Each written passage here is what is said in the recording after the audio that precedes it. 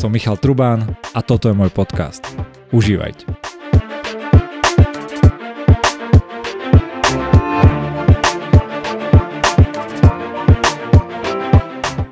Dnes tu máme ďalšieho výnimočného hostia, startupistu, podnikateľa, ktorý má svoj krypto startup, burzu, na ktorý narajsoval 5,5 milióna eur bez toho, aby sa vôbec fyzicky stretol s tými ľuďmi, ktorí mu na to tie peniaze dali. Peťo Kríž, vítaj. Čau, Mišo. V mojom podcaste som mal zatiaľ veľa hostí, ktorí sa sem tam povyjadrovali ku kryptu, ale väčšinou to boli takí, ako ich ty nazývaš, takí kryptoskeptici. Keby si mal týmto ľuďom, bol tu napríklad však Jano Suchal alebo aj terajší premiér Ľudo Odor, všetci sa tak vyjadrovali, že to je taký trošku nejaký bás a väčšinou, že není, alebo nejaká taká bublina, kebyže ty máš týmto ľuďom tak laicky alebo normálne povedať, že naopak, že prečo sa oni milia, čo by si im povedal? Väčšinou táto kritika od skeptikov z mojej skúsenosti by sa dala zhrnúť do dvoch bodov. Prvý je to, že buď majú trošku povrchovejšie vedomosti a si to nenaštudovali dostatočne hlboko, aby ocenili ten prínos toho odvetvia. A druhý bod je taký, že väčšinou tá kritika je veľmi konzervatívna a chýba jej nejaká predstavivosť. Poviem, že veľmi podobná diskusia bola aj v 90. rokoch, keď začínal internet. A to, čo urobil internet s informáciami, tak to teraz robí krypto s finančným systémom alebo s ekonomickým svetom. Vtedy tiež bola diskusia, že na čo nám je internet, pretože všetko sa pohybovalo cez televíziu, rádio alebo telefón, prípadne cez poštu. A ľudia si nevedeli predstaviť, že čo ten internet dokáže priniesť. A nakoniec priniesol obrovské množstvo produktov a nejakého nového sveta, ktorý si vtedy ľudia nevedeli predstaviť. Veľmi podobná vec je aj s kryptomenami. Krypto si môžeš predstaviť niečo ako nadstavbu internetu, je to nejaká veľká kryptosieť, nazvime, a táto sieť odstraňuje bariéry v prenose ekonomickej hodnoty na globálnej úrovni. Dobre, akože to chápem, to je pekne také všeobecné. A chcel som sa najskôr vrátiť k tvojmu podnikaniu a potom sa potočiť okolo krypta, ale tak keď sme to sa pustili teraz do toho, z mojej také ako kebyže skúsenosti a čo sme sa tu viackrát rozprávali, tak tá kritika, napríklad ten Jano Suchal je programátor, ktorý sa podľa mňa aj hlboko celkom do toho vyzná, ale vlastne akože tá kritika je o tom, a teraz nehovorím akože o nejakých kryptocoinoch alebo niečom podobnom, ale skôr o tom, o blockchaine alebo o tej ako keby infraštruktúre alebo tej sieti, ktorý ty hovoríš, že je strašne niečo ako internet, tak tá taká veľká je, že vlastne aj takými tými starými prostriedkami alebo nástrojmi vieš vlastne, že nakodiť a urobiť to isté, čo s kryptom, možno dokonca ešte efektívnejšie. Dobre, možno to není akože decentralizované, ale v zásade to vieš urobiť akože lepšie, efektívnejšie, že keď chceš niečo dosiahnuť, hej? Že tvoja odpoveď na toto je aká? Vidíš, to je presne to isté, ako v tých 90. rokoch tiež ľudia hovorili, že všetko docieliš cez televíziu, poštu a telefón. Moja odpoveď je na to taká, že nie, pomocou starých technológií sa nedá dosiahnuť to, čo dosahuje teraz krypto. Dám príklad. Ja teraz môžem poslať do Číny platbu alebo poslať nejakú ekonomickú hodnotu na Ethereum a urobím to za 15 sekúnd. V existujúcom finančnom systéme sa to nedá docieliť. A prečo si nevieme, napríklad, že kreditnou kartou si kúpim niečo z Číny z Alibaby za 0 sekundy?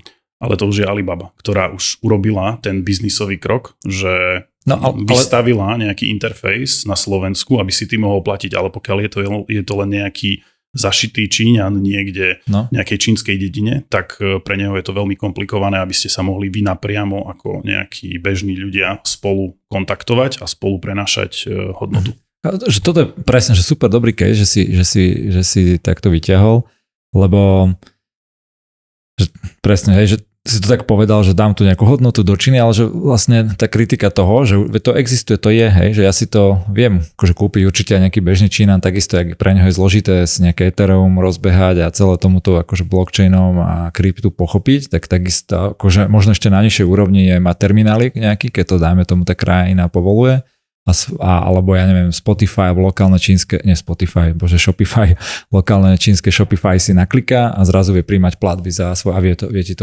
ti to predávať. Že v čom je ako keby tá pridaná hodnota? Tak poďme ešte ďalej, poďme do Afriky.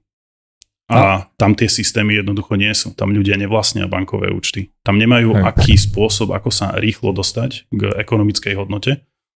A teraz, prečo sa nevytvorí nejaký globálny finančný systém, ktorý by urýchľoval alebo uľahčoval presun tej ekonomickej hodnoty? My tu tento problém necítime, pretože sme v Európskej únii a Európska únia už začína zavádzať niečo ako instantné platby a nemáme až takú potrebu, že pre takýto nejaký systém.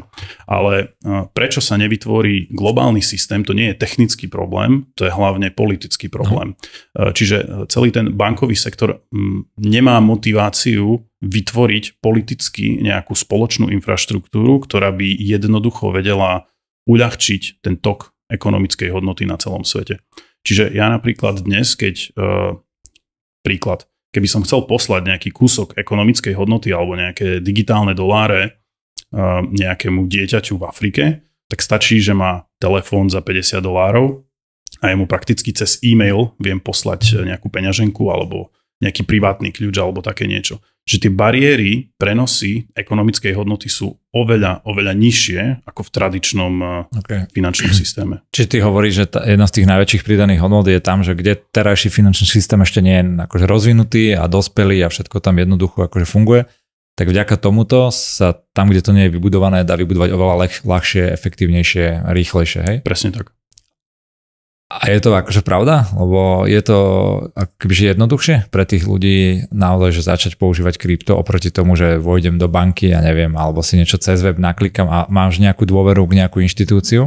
Že však asi o tom je to aj taký mentálny ako keby fajtík, že prídem k nejakej inštitúcii, k banke, ktorá však tiež môže skrachovať a podobne, ale že tam kedysi, teraz už to nie je, teraz už je väčšina vecí tiež online, ale si sadol, nič si o tom nevedel, niekto ti to tam zariadil, účet, všetko vysvetlili ti, že tu poslal peniaze, tu ti budú chodiť výpisy papierové a postupne si to digitalizoval, že či to vlastne nie je ako keby oveľa jednoduchšie pre ľudí to takýmto spôsobom budovať. Asi je to drahšie celé, ale tak v tých krajinách toho tretieho sveta tam neexistuje nejaká banková infraštruktúra, na ktorú by sa tí ľudia mohli napojiť. Keď sa porozprávaš s ľuďmi napríklad z Nigérie alebo z iných afrických štátov, prípadne s ľuďmi z Južnej Ameriky, tak tam používanie krypto rastie a veľa ľudí používa krypto, už neviem si teraz spomenúť, aký je na to termín, ale keď robia niekde v západnom svete a posielajú svoje peniaze do svojich rodných krajín, tak to skoro všetci robia cez krypto. Takisto aj napríklad Ukrajinci využívali krypto vo veľkej miere, aby si posielali domov peniaze.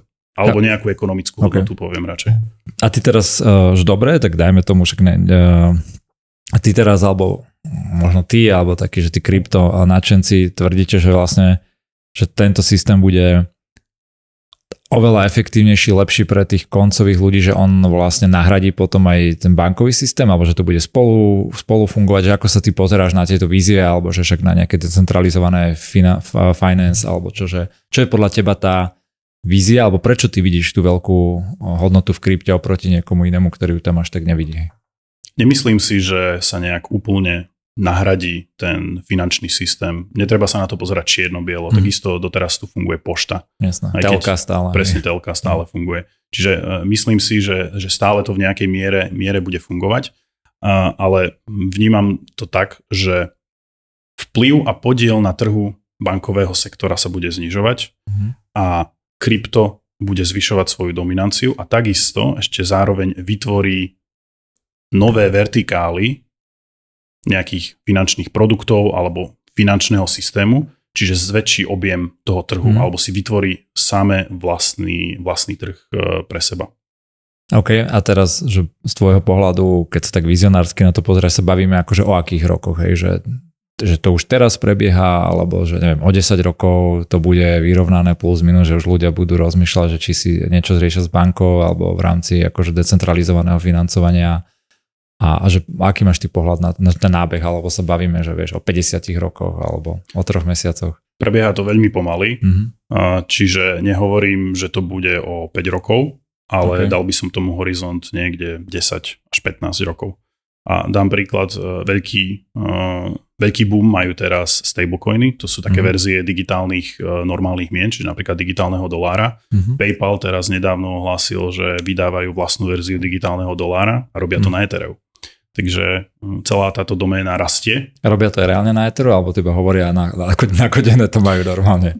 Tak majú to nakodené na Etheru a je to iba pár dní vonku, takže uvidíme, ako bude realita. No však to jak všade, aj tam je veľa akože takých skvelov. Ďalšia jedna z tých vecí, čo boli také štúdie akože viacerých bitcoinov, keď bol ešte taký dávnejší taký boom, obrovské vo vládach, všade sa vytvárali aj programy, aj vlastne však Európska únia vytvorila rôzne akože schémy na podporu akože hrania sa s blockchainom a podobne. A všade bolo presne, že teraz sa to celé akože digitalizácia vďaka tomu sa spraví, že blockchain to ako keby vyrieši. A keď boli aj nejaké casey také úspešné v niektorých krajinách, tak keď to išli akože tí investigatívni novinári alebo niekto čekovať, tak vlastne zistili, že to sa len tak hovorí, že to je na blockchaine, ale reálne to bolo nakodené normálne, akože centralizovať, ale hej, že blockchain tam bol úplne zbytočne ako keby že vymyslený, že sa to keby na tej bubline zviedlo. Ty vieš povedať svoje skúsenosti, nejaký že case, ktorý že naozaj ukázal, že to strašne dobre akože funguje teraz možno mimo financií, mimo akože coinov, že kedy ten blockchain pomohol v nejakom systéme alebo niečo podobné? Začal si tým, že tie štáty používali blockchain ako technológiu bez toho krypta. A toto je podľa mňa chybný narratív. Blockchain ako technológia od toho finančného aspektu by sa oddeľovať nemal. Celý tento narratív vznikol niekde v 2017-2018, keď bola prvá vlna adopcie a začali sa na to pozerať enterprises, že nejaké korporáty. A tieto korporáty sú zo svojej definície alebo z princípu konzervatívne a tým, že krypto je ešte stále do určitej miery v nejakom právnom váku, tak tieto enterprises vnímali ten finančný aspekt ako príliš rizikový, ktorého sa nechcú dotknúť. Že snažili sa z toho vybrať tú technológiu a teda ideme to celé robiť akože blockchain, ale bez toho finančného aspektu. To isté korporáty, to isté nejaké štáty. Ale ja vnímam, že to bol len taký prvý pokus sa zoznámiť s tým, že čo to vlastne je. A dnes to už tento narratív vôbec nie je prítomný. A myslím si, že by sme ho mohli nechať aj v histórii. Čiže podľa teba taká tá vetva toho, že ten blockchain budeme používať jak, ja neviem, nejakú infraštruktúrnu vec mimo financií, že na katastér, hej, alebo čo strašne veľakrát sa o tom vtedy hovorilo, alebo na hociakých akože štátnych systémoch, že to je podľa teba akože nejaká mŕtva vetva, hej? A hlavne tá najväčšia pridaná hodnota je, že keď to je spojené akože priamo s peniazmi. Áno, myslím si, že je to slepá ulica, ale pozor, to neznamená, že ten kataster nemôže byť na blockchaine. On môže byť na nejakom existujúcom blockchaine, ako je Ethereum, ktoré už má v sebe zabudovaný ten finančný aspekt a na ňom bude napríklad bežať nejaká forma katastra. Teraz v rámci DeFi tiež začína rásť trend RWAs, čo sú Real World Assets. To znamená, že sa snažíš tokenizovať nejaké reálne statky, čiže real estate alebo nejaké finančné deriváty, takisto stablecoiny, čiže rôzne verzie tradičných mien, ale zakótované na tom Ethereum alebo na nejakom inom blockchaine, ktorý už má ten finančný aspekt. Ten finančný aspekt je tam veľmi dôležitý kvôli tomu, že to je úplné jadro tej inovácie, ktorú priniesol Bitcoin. Na to, aby sieť mohla byť bezpečná, tak tam musí byť na tej sieti nejaký mechanizmus odmeňovania a tento mechanizmus odmeňovania musí byť ekonomický. Takže tí ľudia alebo tí minery alebo tí, ktorí prevádzkujú tie časti tej siete, musia mať nejakú finančnú odmenu, aby boli motivovaní tam participovať. Super, skúsim teraz, že postupne z toho krypta prechádzať do takého biznisovo a postupne a vrátime sa aj k tomu tvojmu príbehu, lebo ten je veľmi akože zaujímavý podľa mňa, aj to, čo robíte.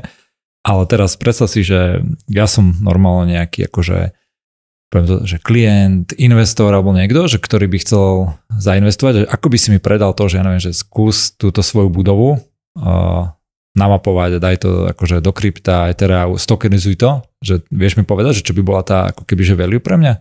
Že mám to v katastri, OK, vlastním to, prenajímam to niekomu, ale že prečo by som A ak si hovoril, že tento trend taký nový, že mne to hneď, že OK, že zaujímavá akože na prvú myšlienka, ale teraz že nerozumiem, že prečo by som to ja mal urobiť, že kde by som ja akože majiteľ tej nehnuteľnosti napríklad na tom získal, že čo by si mi povedal, že budeš mať väčšiu návratnosť toho, alebo že aká by bola toho výhoda, alebo väčšiu likviditu?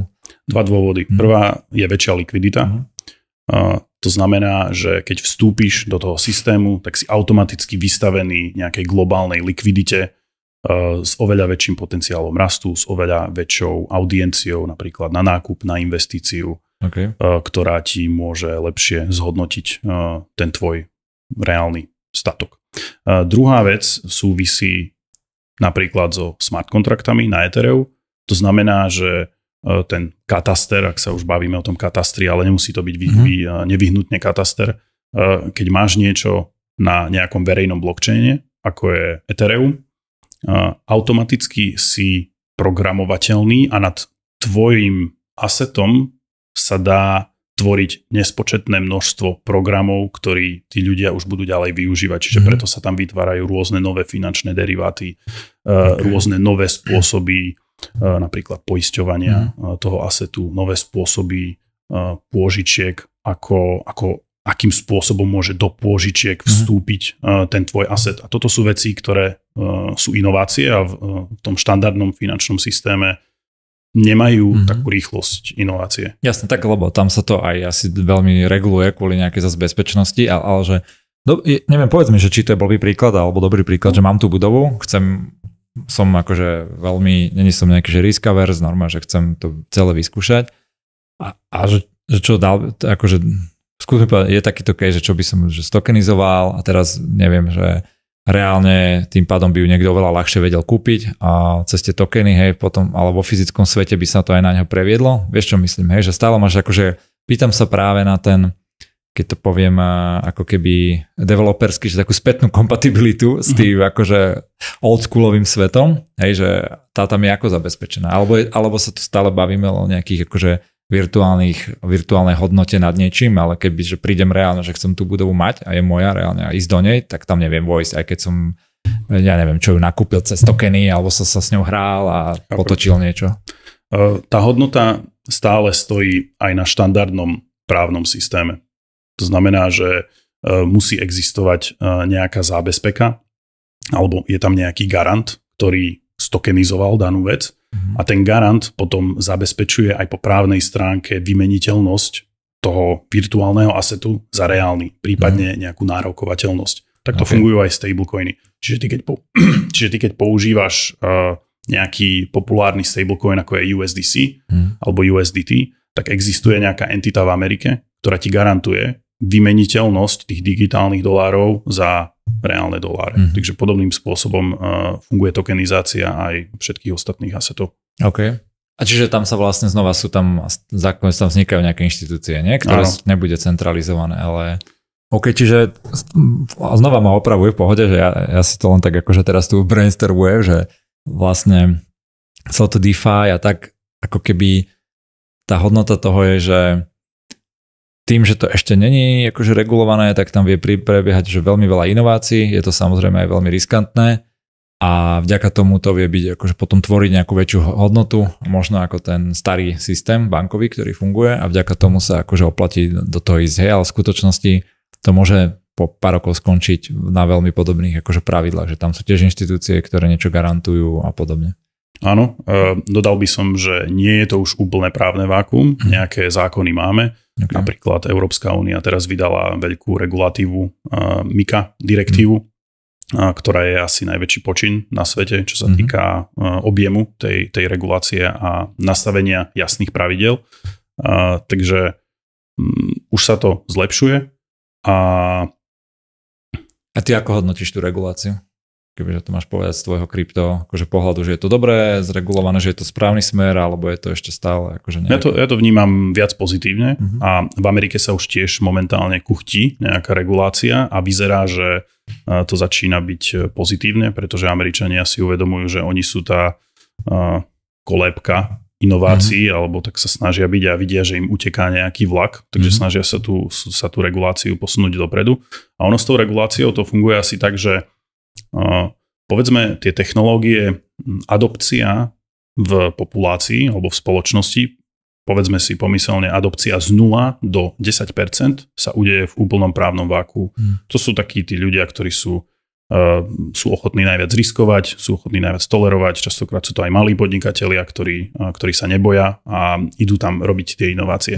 Ale ty, keď chceš tú adopciu posunúť už na celú spoločnosť, povedzme z tých 10% na nejakých 80%, tak ty už tam potrebuješ legitimitu tej regulácie, ktorá jasne nastaví, že tu môžete niečo robiť a pravidlá sú približne takéto. Yes. A sú to aj nejaké štrukturálne dôvody, že napríklad tie korporácie alebo enterprisey, ktoré sú veľké, opäť oni sú z definície regulatórne veľmi konzervatívne, takže oni potrebujú mať nejaký jasný rámec a až keď sa ten jasný rámec nastaví, až vtedy môžu prísť tí skutočne veľkí hráči a začať tam nalievať nejaké väčšie investície. Čiže to sa mi páči vlastne, že ty vnímaš a že keď sa vlastne krypto v skutočnosti, že zreguluje a nastaví ten právny rámec, tak to bude ešte jeho ďalší boom v podstate, hej? Že... Presne tak. No super, lebo to je ako keby že presný opak, nie voči nejakému začiatku celého krypta, alebo ako je to teraz, ja už to akože nevnímam už, alebo nemám nacítené tie nálady akože tých krypto fanúšikov, nadšencov, ale že aké sú tam teraz také, že ľudia bojujú proti tej regulácii, alebo to hovoria takí tí old school hardcore ľudia, že to je to celé zlé a že to vzniklo, aby nič takéto nebolo. Naopak ty už si taký, ktorý povie, že práve to treba, aby to bolo ešte väčšie. Je to veľmi diverzné. Samozrejme tí old school hardcore bitcoinisti sú proti reguláciám, ale nie je to určite celá kryptokomunita. Sú tam iné časti, ktoré vyrastajú a poviem, že sa snažia byť viac pragmatickí a myslím si, že ten pragmatický krok vpred je práve tú reguláciu podporiť, ale zároveň ovplyvniť tak, aby bola dobre nastavená.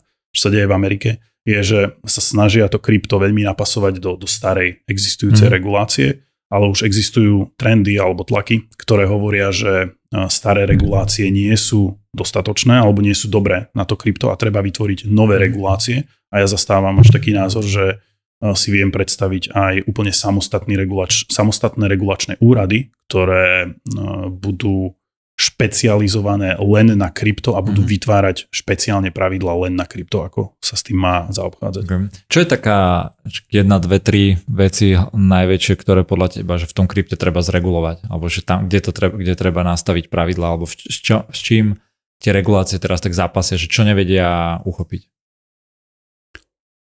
Najväčší problém je najviac viditeľný. To sú tie centralizované burzy, ktoré vlastne ani nie sú krypto, pretože je to štandardný software as a service podľa nejakej terminológie. Ale podstatné je to, že oni sú ten interface, čiže oni sú tá vstupná brána. A táto vstupná brána nie je žiaden dôvod, aby bola regulovaná iným spôsobom ako staré systémy. Čiže oni by mali spadnúť pod štandardnú reguláciu, čiže rôzne audity, transparencia, rôzne poistenie, aby to bolo všetko transparentné. Čiže napríklad teraz FTX skrachoval, ktorý zobral peniaze užívateľov a s nimi obchodovali na iné účely. To je niečo, čo sa nemôže v žiadnom prípade udiať a oni musia byť kontrolovaní.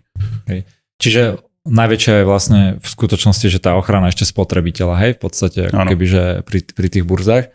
No a teraz sa podľa mňa dotkol také dobré veci, že presne, že to je software as a service, že ani to není pomaly, že to krypto za tým, že aký je taký pomer, že alebo že kde je tam tá inovácia, že není to len taká tá, že ľudia chcú, že super je to krypto, niečo na tom zarobím, toto je akože taká kryptoburza, ale v zásade je to len akože nejaký finančný produkt, ktorý možno veľakrát nie je postavený na tej technológii, je to postavené len na tej storke, na tom, že tí ľudia veria tomu, že teraz na tom akože viac zarobia. Že ty máš tiež jednu z tých burz, hej, ale že je tam naozaj tá inovácia technologická, alebo je to inovácia salesacká, že predám story, že Bitcoin má obrovskú hodnotu, bude rásť a teraz tí ľudia chcú veľmi rýchlo zarobiť, tak sú ochotní riskovať a regovať sa, dávať svoje prachy niekde virtuálne, ale v skutočnosti je relatívne jedno, že na čom to stojí, hej, že na akom blockchaine, na akých veciach, technológiách, či ti to tam lieta, alebo to niekto minuje, ja neviem, ale že to v podstate je to len, že ti niekto predal dobrú storku, investíciu, hej, akože v dobrom slova zmysle to myslím. A to je to, že prečo tí ľudia tam chcú dávať prachy. Dotkol si sa teraz takej centrálnej témy, že čo to krypto vlastne je, že čo vlastne fundamentálne prináša. To sme mohli na začiatku otvoriť, ale ja som vedel, že sa k tomu dostaneme postupne. Takto. Nemal by som to hovoriť, ale keď sa opýtaš aj tých najväčších akademikov, researcherov, ktorí sú tam 10 rokov, filozofov, a sa ich pri najväčšej úprimnosti opýtaš, že čo to krypto je, tak ti pri hlbokej úprimnosti poviem, že neviem. Mm-hmm. Je to tak exotický asset, ktorý sa vymýka všetkým doterajším zaužívaným nejakým pravidlám a povedal by som, až tak možno abstraktne, že krypto ani neprináša nejakú technologickú inováciu alebo nejakú salesackú inováciu, ale je to niečo ako sociálna inovácia, pretože to krypto, napríklad ten Bitcoin, môže existovať, je to virtuálne a to môže existovať len vtedy, keď tam existuje nejaký konsenzus tých prevádzkovateľov tej siete a ten sociálny konsenzus je to, čo zaručuje scarcity toho Bitcoinu, zaručuje jeho nemeniteľnosť, zaručuje tie pravidlá, na akom to beží. Čiže ono je to nejaký pomyselný kúsok. Ťažko sa mi dajú slova. Lebo... A teraz akože ja ťa v tom vychallenžujem, že je to fakt inovácia, lebo toto sú isto peniaze, hej? Že to je proste vymyslená vec, ktorá reálne je, že nejaký papierik, obrovská inovácia, ktorú tu fakt akože celé ľudstvo posunulo zásadne dopredu, keď si už nemusel robiť barter, ale tí ľudia vzájomne si uverili, že tu mám nejaký papierik, alebo prechádzalo to ešte predtým, že nejaké kúsky zlata, kúsky striebra, že reálne to asi aj má hodnotu a že postupne sa to vyvinulo až do toho, že reálne už teraz bez krypta akéhokoľvek, je to už iba v systémoch, sú to nejaké čísla, ktoré lietajú a ľudia tomu veria, že nepotrebuješ mať ani vytlačené, ani len tie papieriky už. A že je to krypto vlastne tá inovácia, že není toto len nejaká akože nadstavba trošku nad tým celým, že dobre, je to iný druh virtuálneho niečo, čo si veríme, že má nejakú hodnotu, ale že akože zásadná sociálna inovácia to není? Keď to porovnáš takto. Povedz, že v čom je problém, alebo že v čom vidíš tú sociálnu možno inováciu toho krypta v tomto, alebo tí researcheri oproti akože peniazom, tú sociálnu, tú mentálnu, hej? Z tohto pohľadu je krypto spôsob, ako vybudovať ekonomický svet na novo, na zelenej tráve, bez kultúrneho nánosu, ktorý tu máme v ekonomickom systéme stovky rokov. Ale teraz, takže super, a že páči sa mi tá debata, lebo a podarí sa to, lebo napríklad teraz, ak sme sa bavili, že už sú tie stablecoiny a zrazu sú tam tie inštitúcie, ktoré tomu, že sa nezopakuje sa vlastne to celé isté. Že sa to akoby, že celé ide na novo robiť, ale skončíme tam, kde sme boli? Ono, vždy existuje nejaká gravitácia, že vždy nové systémy sa snažia priblížiť tým existujúcim, ale nikdy nebudú na 100% rovnaké. Okay. Čiže je tam nejaký posun a už len tým, že vytváraš tie pravidlá na zelenej tráve, máš možnosť ich urobiť lepšie, efektívnejšie, bez bariér. To je niečo také, ako keby som povedal, že idem zakladať novú spoločnosť na Marse, že idem na Mars a teraz idem tam zakladať novú civilizáciu a niekto mi povie, že ale tak tá civilizácia sa zrúti do toho istého, čo je na Zemi. To je síce pravda do veľkej miery, ale nebude na 100% rovnaká a trúfam si povedať, že bude o niečo lepšia, pretože už to vieme urobiť zase inak a lepšie. OK, čiže tá inovácia ako keby, že dovoluje ľuďom, ktorí teraz akože riešia transakcie alebo nad tým celým rozmýšľajú, nebyť spätne nejako strašne kompatibilní, ale majú akože otvorený priestor pred sebou a môžu akože kreatívne skúšať, vymýšľať, že čo sa uchytí, čo sa nakoniec neuchytí, hej? Presne tak. To je jeden z hlavných bodov. OK, super. No ja som akože veľmi zvedavý, že kde to v skutočnosti dospeje a budeme sa však ešte veľa o tom baviť popri tom, ale skočím teraz k tomu tvojmu príbehu, lebo to podľa mňa aj dobre poilustruje, hej, že čo robíš, ako sa ty na to pozeráš. Tak ty máš teraz akože tak startup, firmu, na ktoré ste narajsovali nejaké peniaze, je to akože kryptoburza. Môžeme sa baviť potom o nejakých tých inováciách ešte, ale to je už taký dobrý deep, že najskôr sme sa bavili vôbec, že prečo kryptoburza ako taká a potom, aspoň jak som to ja pochopil, tak vlastne vy tam akože robíte ešte nejaké inovácie, aby to fakt bola, že kryptoburza mala nejaké lepšie hodnoty pre tých ľudí. Ale podľa mňa je zaujímavý príbeh aj ten podnikateľský bez ohľadu na to, že či to bolo krypto alebo nie. Lebo asi na burzu, keď chceš niečo vybudovať, potrebuješ aj veľa peňazí. Najskôr to nejako na začiatku akože spraviť, že nie je to asi, že za 10, 20, 30 tisíc spravíte MVPčko a postupne tí ľudia tam prichádzajú, keď tam aj nie je likvidita alebo niečo podobné. Tak prečo ťa vôbec akože toto napadlo? Že kde si ty videl tú inováciu a že ako si potom to začal budovať?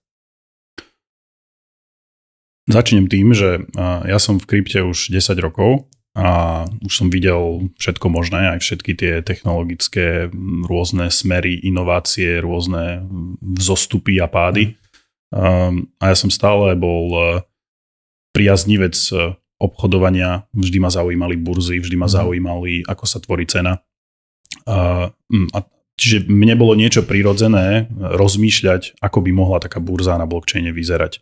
My robíme decentralizovanú burzu, ktorá veľmi jednoducho umožňuje ľuďom vymeniť krypto medzi blockchainami, čiže napríklad Etherea na Solanu, zo Solany na Cosmos a toto v súčasnosti nie je technicky možné pri určitých dobrých technických parametroch, čiže mňa táto téma vždy veľmi zaujímala a v konekcii na môjho spoluzakladateľa sme dobrá dvojka, on má zase silný akademický background, dokážeme prinášať inovácie svetovo kompetitívne na tej úplne až hlboko technickej úrovni alebo infraštruktúrnej úrovni.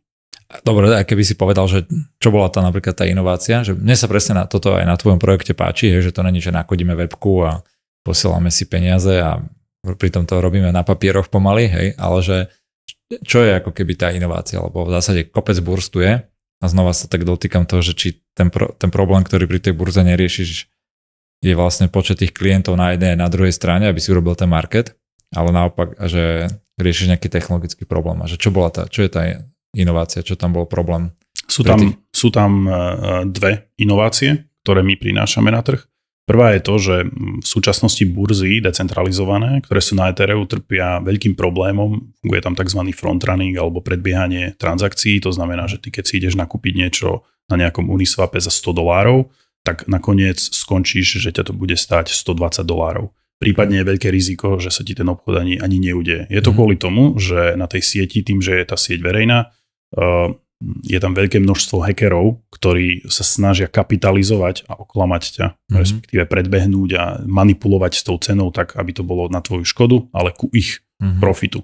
My sme ako prví, dovolím si povedať, prví na svete prišli s takým systémom alebo s takou architektúrou distribuovaného systému, ktorý odstraňuje tieto hackerské útoky. Nie je možné ich tam robiť a všetci užívateľia majú garantovanú rovnakú cenu a vysokú mieru spoľahlivosti, že tieto transakcie alebo tieto obchody budú uskutočnené. Takže na tej úplne nejakej máme aj vlastný výskum, ktorý sme robili predtým, ktorý sme priniesli a toto bolo niečo, čo sa aj investorom páčilo. Čiže tak laicky povedané, že ja si idem kúpiť akože za $100 nejaký coin, hej, ale kým to kúpim, kým to zbehne, ma niekto predbehne, kúpi podobné a tým pádom to navýši akože tú cenu a v skutočnosti to stojí 120, hej? Presne tak. Toto sa dialo aj v štandardnom finančnom svete a je to vysoko nelegálne. Napríklad ty, keď obchoduješ na americkej burze cez nejakého brokera, tak tento broker, on vidí veľké množstvo objednávok, ktoré prichádzajú, povedzme, z celého sveta a prichádzajú na nákup napríklad dolára. Čiže ak by broker chcel, tak by mal istotu zárobku, lebo by naskočil na ten obchod ešte pred tými tisíckami iných obchodov. Vidí, že... A on ich dopredu vidí, že oni spôsobia napríklad pohyb ceny.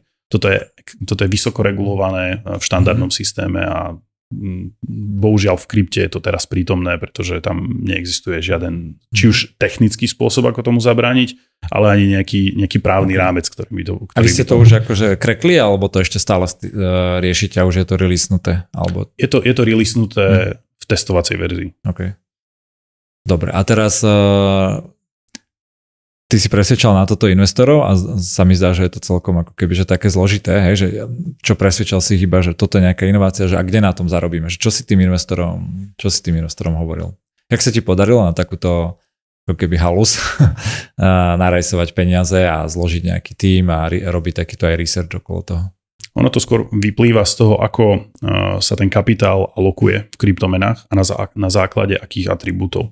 Čiže tam úplne nejaký konkrétny mechanizmus zárobku ešte nie je prítomný. To je niečo podobné ako keď Facebook bol vo svojom 5. 6. roku a ešte ani nevedel, akým spôsobom bude zarábať peniaze, ale všetci investori, ktorí investovali do Facebooku, nejako cítili, že to, čo robí Mark Zuckerberg, má taký potenciál nabrať také veľké množstvo užívateľov, že povedzme o 10-15 rokov to bude globálne dominantná platforma. Čiže že tie investície v krypte sa posudzujú skôr na základe nejakých technologických atribútov, že ako veľmi je tvoja technická inovácia nová, prínosná a aký fundamentálny problém rieši. A keď už rieši nejaký fundamentálny problém, je veľká šanca, že táto technológia bude mať aj veľkú adopciu v budúcnosti. Chápem, dobrý príklad s tým Facebookom, ale tam, vieš, že tam už keď oni získavali investorov, tak ten Facebook akože existoval, mal dobré niektoré parametre, napríklad, že ľudia tam trávili veľmi veľa času, to bolo tiež na univerzitách iba, hej, a že vytvoril nejakú hodnotu. Zrazu videli, že to nebolo, že OK, že tu máme nejaké prachy, ale on zrazu dokázal ukázať to, že túto na tejto našej webke, že na normálnych webkách na MySpace strávia usery priemerne, vieš, 20 minút príklad a nám tu strávili priemerne hodinu. Hej, a všetci videli, že tam proste niečo je reálne. Hej, že aj ten koncept tých sociálnych sietí existoval. Možno určite vtedy nikto si nemyslel, že to môže byť až také velikánske, že to tu začne meniť spoločnosť o 10-15 rokov až takýmto spôsobom. Ale že tam to ako keby, že už bolo, tam si to vedel cítiť, videl si to na čísle. Dobre, tak možno potom s tým... A že iné, moja otázka, že čo si ty tým, lebo investori ti dajú, ale že ten business plán bol čo, že dajte to 4 milióny, my budeme nejakých pár rokov vyvíjať, potom sa to celé predá, alebo spustíme tú burzu, tá bude mať toľko userov, a na tom budeme takto zarábať, alebo to bolo len také, že... Ten plán je taký, že to riešenie bude mať globálnu audienciu a bude mať vlastné stovky miliónov userov. Okay, čiže hovorili ste sa o takýchto, hej, že stovky miliónov. Okay. Presne tak. Okay. Keď si pozrieš na taký Uniswap, čo je ako najväčšia alebo najpopulárnejšia decentralizovaná burza, tak ona má v súčasnosti nejaké stovky tisícov užívateľov napríklad. Ale stále ešte nemajú nejaký oficiálny plán, že ako na tom kapitalizovať alebo ako na tom zarábať, ale všetci investori vedia, že toto má veľký potenciál, ktorý v budúcnosti bude dobre alebo budeme schopní, alebo oni budú schopní na tom nejako zarobiť. Čiže veľmi podobný príbeh je aj u nás. OK. A že ako si ty teraz akože tých investorov, lebo máš investorov zo Silicon Valley z toho celého krypta, že vďaka čomu sa ti ich podarilo presvedčiť, aby ti verili, že čo vďaka tej, že si bol 10 rokov v tom krypte, si poznal všetkých tých ľudí, alebo to vieš dobre predávať, alebo že spätne, keď si povieš, alebo možno iným, že ako by si ty poradil ostatným, že ako rajsovať peniaze na svoj startup, nemusí to byť možno len krypte, cez tvoj príbeh, tak čo by to bolo? Poviem, že čo bolo u nás, alebo čo si myslím, že bolo u nás. Veľmi pomohlo to, že ja som v tom krypte už 10 rokov a prelustroval som to celé zľava doprava do hĺbky, ako je to len možné. Čiže všetko som tam videl, všetko som tam počul a mám pomerne jasné názory, že ako sa bude vyvíjať celé odvetvie a ktoré produkty budú fungovať viac a ktoré menej. Čiže mal som už ten vhľad a tie vedomosti, ktoré boli vyplývajúce z toho, že som tam 10 rokov.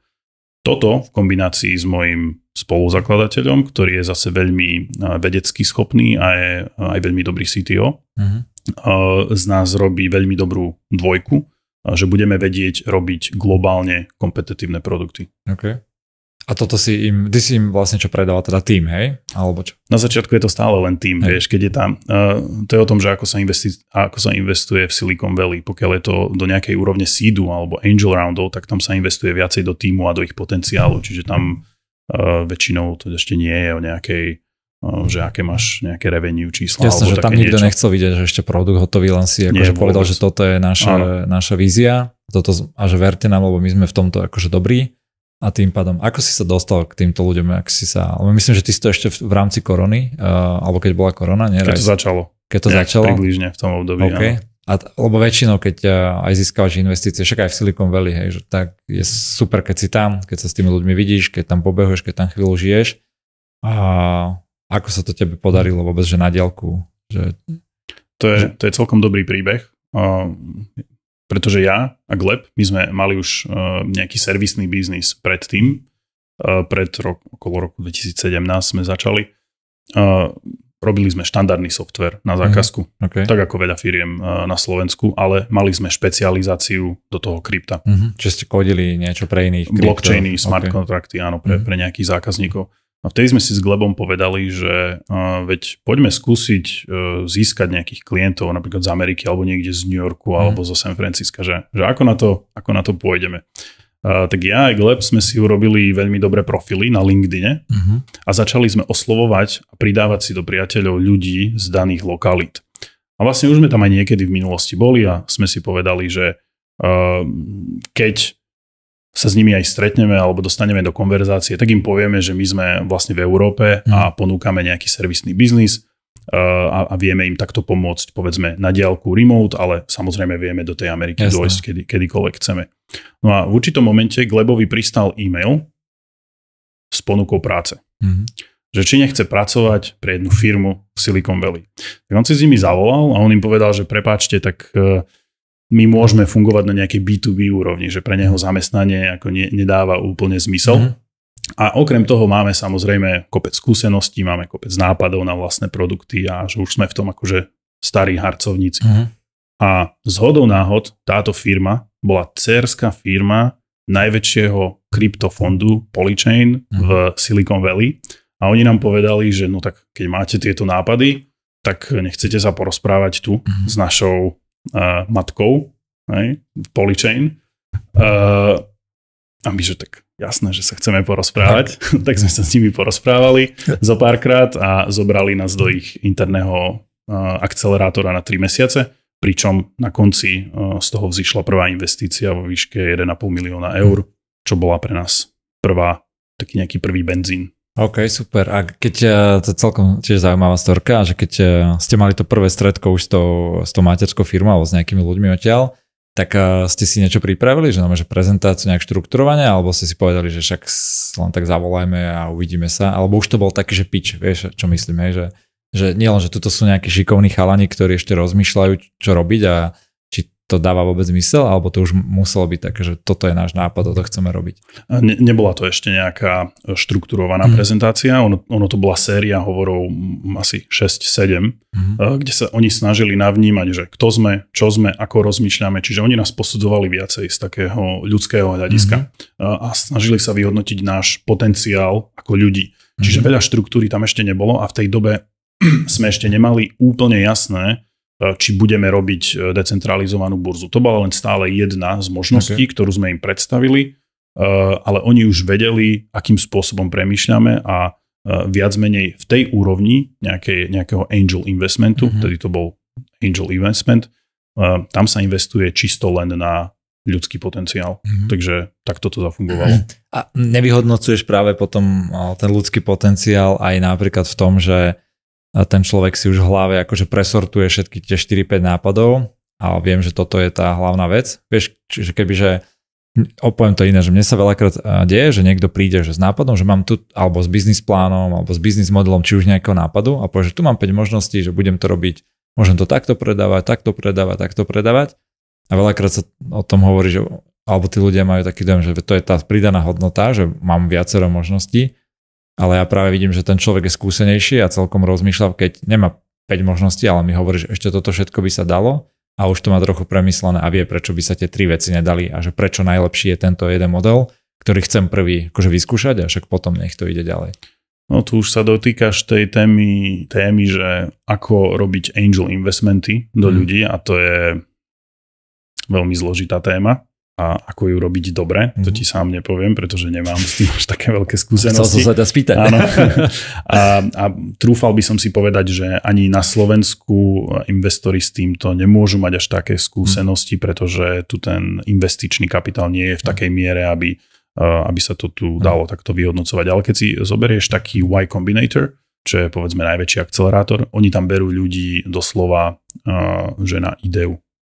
Ty tú ideu môžeš napísať na jeden papier, oni sa s tebou porozprávajú a na základe niektorých ich skúseností a atribútov, ktoré oni u ľudí sledujú, potom vyhodnotia, že či ten človek sú do neho ochotní dať nejaký ten angel investment kapitál alebo nie. Tam sú potom väčšinou také veci, to už ani nie je o tom, že jasné, čo si ty povedal, že keď už má človek rozhodnosť, má skúsenosti a vie presne, čo chce robiť, tak je to lepšie predateľné. Ale v tej early fáze častokrát sa hodnotí skôr intelekt ľudí, množstvo energie, ktoré majú, zápal, ktorý pre danú doménu majú, a to je povedzme lepší prediktor toho, že či bude úspešný alebo nie.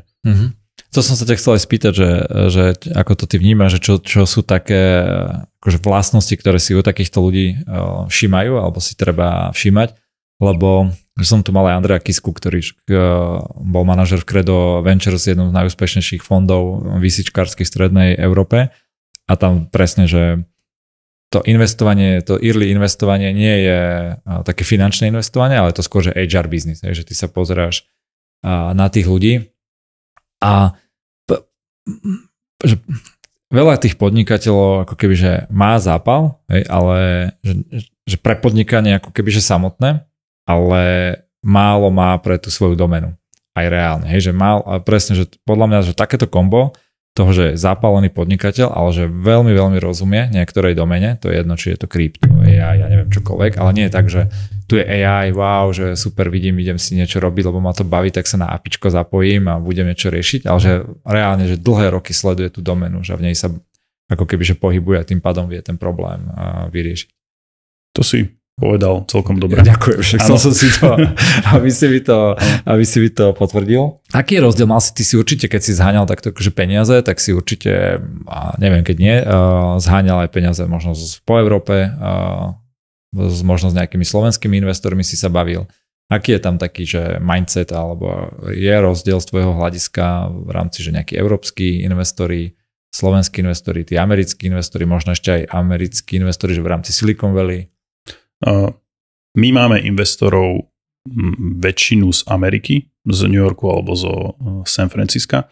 Potom tam máme ďalších investorov ešte z Číny, zo Singapuru alebo z Japonska, z Tokia. Európsky nejako nám neprikvitol ani jeden, napriek tomu, že som sa bavil s viacerými. Ten podstatný rozdiel to medzi Európou a Amerikou je to, že európsky kapitál je oveľa viac konzervatívnejší. Tu na všeobecne chýba aj taký ten kapitál na úrovni angel pre-seed, možno aj ten seed. A poviem, že to, čo sa tu v Európe vyžaduje na úrovni seed roundu, tak v Silicon Valley sa to vyžaduje povedzme až na Series A. Takže je tam... myslíš, vyžaduje, že produkt, traction a takto. Hej? Že nie je od toho foundera, že čo má mať on, aký má byť on skiller, ale že vlastne čo má ten biznis samotný. Hej? Áno, presne tak. Tým, že v Amerike je toho kapitálu podstatne viac, neviem teraz presne číslo, 10 krát, 100 krát viacej, tak ten kapitál má väčšiu ochotu aj riskovať a má väčšiu ochotu alokovať peniaze do ľudí alebo do biznisov, ktorí ešte nemajú až takú veľkú potvrdenú trakciu v tom trhu, kdežto v Európe sa vyžaduje už profity, revenue a... Akože súhlasím s tebou, ja tiež sem tam som aj ja tak zainvestoval, iba že niekto nápada, že vyzeral šikovný ten človek.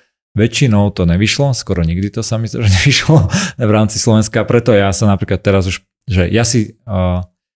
že ten zápal a tú doménovú vedomosť a toho, že vie ten človek biznis ako keby robiť, práve overujem tým, že dokáže ten človek ešte aj bez investície urobiť nejaké MVPčko, že dokáže niečo reálne ukázať. Hej, že nemusí to mať, že veľa userov niečo, ale že tú jeho podnikateľskú šikovnosť, lebo tá pre mňa nie je len v nápade, ale aj v tom, že ako vieš potom tie nižšie veci, že nielen ten nápad inovovať, ale ako vieš zohnať proste lacnejších koderov, ako vieš nahajrovať si partnera, s ktorým to bude škodiť. Hej. Preto keď niekto príde a že potrebujem kodiť relatívne lacnú vec, že v rámci desiatkov tisíc eur, ale však potrebujem na to peniaze, lebo ich nemám, tak pre mňa to nie je dobrý akože znak investície, že keď ten človek si nevie zohnať človeka, alebo presvedčiť aspoň nejakého co-foundera, ktorému to nakodí, hej, že, alebo aspoň, že budú robiť za nejaké percentá spolu, alebo niečo podobné. Že ja si preto, keď ja investujem, sa snažím vidieť, že už má niečo človek trošku hotové, aspoň reálne, že to je pre mňa taký check-in, že to, že to dokáže zvládnuť. Hej, že aj z malých zdrojov dokáže niečo urobiť, nakodiť a má nejakú prvú traction. Ako to nie sú zlé atribúty, to je vždy dobré, že aj ten človek, ktorý nemá kapitál, stále ty môžeš vidieť presne, že či tam má nejakých ďalších spoločníkov, aká je medzi nimi chémia, či má už nejaké zázemie, povedzme nejakého networku, nejakých kolegov alebo niekoho, s kým by to vedel naštartovať alebo vytvoriť jednoducho ten prvý tím.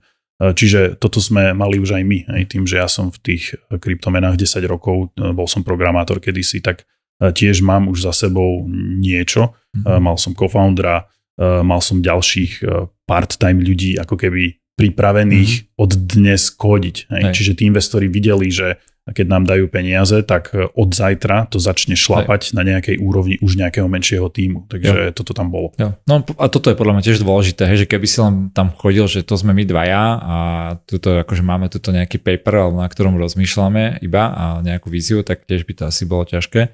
Ale ty si hovoril, že si mal kopec iných, akože veľa investorov máš.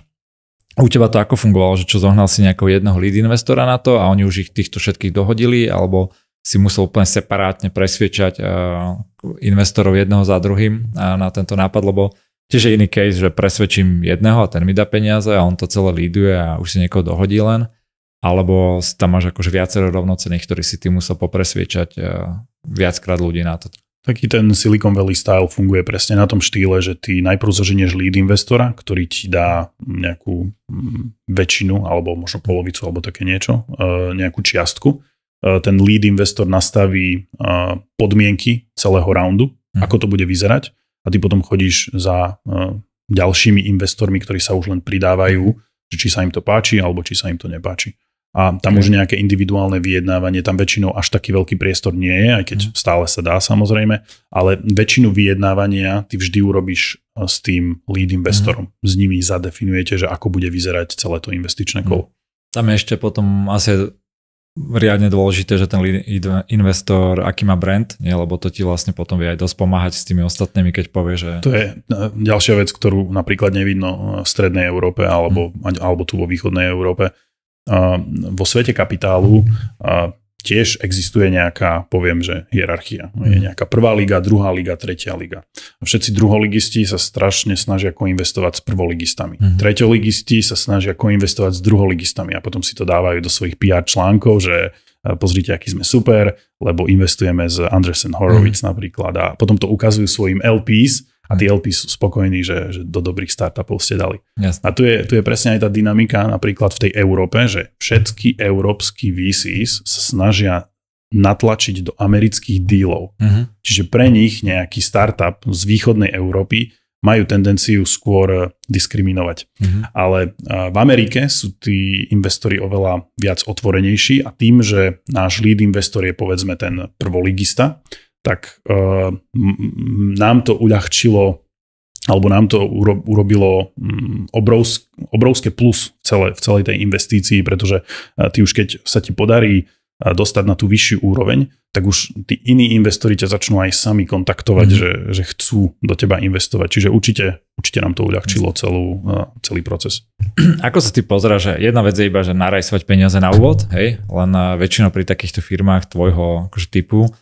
A to je tiež veľký rozdiel, by som povedal, v rámci slovenských investícií alebo možno aj európskych, že tam tie firmy nie sú pripravené na jedno, druhé kolo a tretie kolo, hej, že väčšinou sa stane, že narajsujem ten seed v Európe, niečo rozbehnem, mám nejakú traction, veľakrát, čo som videl, nedosiahneš nejaké ďalšie čísla, aby si narajsoval ďalšie kolo a ti ostane z toho nejaká firma, ktorá je fajn, profitabilná, možno fiči, ale trápiš sa s ňou 10 rokov a nie je to taká tá hokejka, že nejdeš jedno kolo, druhé kolo, tretie kolo, že tam vy to ako máte, že narajsoval si nejaké peniaze na začiatok, ktoré ste začali míňať tak, že si vedel, že už o rok, o dva treba narajsovať, že ďalšie peniaze a vlastne musíš v kuse riešiť rajsovanie peniazy. Tak ako to funguje v Amerike a v Silicon Valley, predpokladá sa v tom VC svete, pokiaľ ideš s tým venture kapitálom, že nebudeš mať len jedno investičné kolo. Je implicitne predpokladané, že tých kôl budeš mať veľa.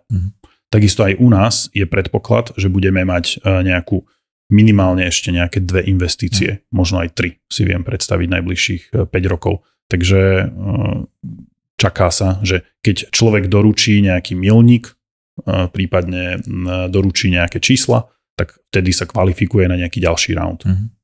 Vy ste ako na tom? Vyzerá to dobre? My sme na tom celkom v pohode. Máme už nejakú prvú komunitu, máme nejakých 20,000 userov na Twitteri, nejakých 13,000 ľudí v Discorde, čiže už je tam komunita, ktorá je nadšená z toho nášho riešenia a teší sa na launch v budúcom roku. OK. A vlastne, že na to teraz idete rajsovať ako keby ďalšie kolo, hej, peňazí, že teraz aby sa to launchlo, aby bolo nejaké, neviem, veľké PR okolo toho, aby sa tam získali ľudia, alebo že čo je potom, že tých investorov máš, niečo sa vybuduje, že čo je potom tá vec, na ktorú ich ako keby, že v kryptosvete konkrétne, že čo im hovoríš potom ďalej? Hovoríš im tie čísla, akú máš veľkú komunitu a koľko veľa máš pripravených užívateľov začať používať to tvoje riešenie, prípadne a ako veľa ľudí to už testuje, takisto aký je záujem open source community, lebo všetko sa vyvíja open source. Čiže ty vieš ako investor sa pozrieť, že toto dané riešenie, ktoré títo ľudia priniesli, už má taký záujem u napríklad core developerov. A to je veľmi dobrý prediktor toho, že to získava nejaký product market fit. OK. Vy máte, myslím, že z nejakých už 12 ľudí, alebo koľko, možno viac, možno menej, máš ich tak po celom svete? Nás je 22. Už 22, ok, ano. Sorry, tak vidíš, to som sa naposledy, keď sme sa bavili, tak to celkom rastie, že tým pádom sa asi peniaze pália rýchlo, ale ako sa tebe podarí, lebo keď chceš vybudovať veľkú firmu, aj medzinárodný produkt, musíš vedieť, akože hajrovať dobré ľudí, že tá jedna z vlastností, čo má ten founder, je, že vie hajrovať ľudí, kvalitných ľudí ešte najlepších ako je on, alebo na nejakej svetovej úrovni. Špeciálne u vás asi aj takých ľudí není veľa po svete. Ako sa ty pozeráš na to, alebo ako získavaš takýchto top ľudí do týmu? Je to kombinácia viacero vecí. Povedzme, sú také štandardné kanály, sú nejaké americké jobboardy ako angel.co, kde jednoducho ty dáš svoj ad na prácu a sa ti tam nahlásia stovky ľudí z celého sveta. Druhý kanál sú napríklad nejakí rekrutery, tak za tých pár rokov som už rozprával minimálne 50 rekrutermi a už som si vyselektoval nejakých 2-3, ktorí mi vedia tých dobrých ľudí dohodiť. To sú tie kanály. Teraz ako vyberať tých ľudí, tak no to je ako ten hiring tých founderov trošku, že sa snažíš rozpoznať v tých ľuďoch potenciál a ja sa v každom človeku snažím identifikovať, že či tento človek sa dokáže sám exponenciálne naškálovať. To znamená, že či tento človek dokáže 10 krát vyrásť v krátkej dobe a to sa snažíš identifikovať tým, samozrejme so skúsenosťami sa stávaš lepší a lepší, že už vieš rozpoznať, že už máš takú intuíciu alebo ten cit na tých ľudí, že ktorý je ten akože budúci génius. Tak ja to vyhodnocujem tak, že väčšinou mi ten človek musí povedať niečo, čo neviem a si tak občas hovorím, že ja toho viem už veľa, takže keď niekto povie niečo, čo neviem, tak je to akože veľmi pre mňa veľmi cenné a je to dobrý prediktor. A druhá vec, že to, čo mi ten človek hovorí, musí byť nejako fundamentálne originálne v tej jeho domene. A potom sú iné atribúty, že sa pozeráš na jeho background, to znamená, že akú má doteraz históriu a z toho už vieš dobre extrapolovať. Dám ti taký pekný príklad, keď som hajroval na marketing. Máme jedného človeka z Viedne, ktorý je taký mini influencer, povedzme na Twitteri. A ja som ho spoznal, keď on na Twitteri bol, že nikto. Mal 500 followerov.